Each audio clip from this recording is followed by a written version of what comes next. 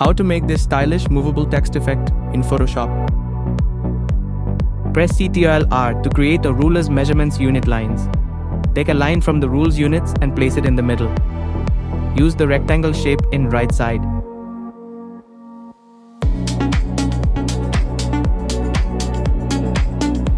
Zero the px and fill it with red color.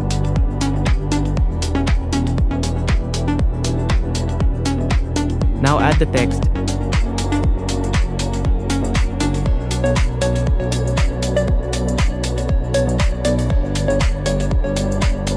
Make a copy of the text.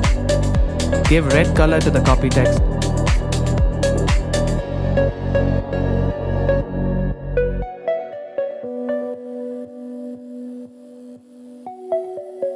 Drag it to the top of the rectangle layer shape.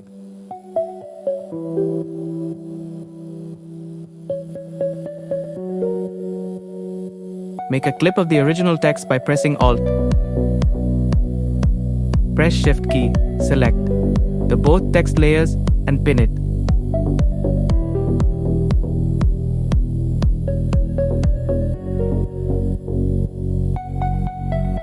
Now with the Move tool, you can move that where you want.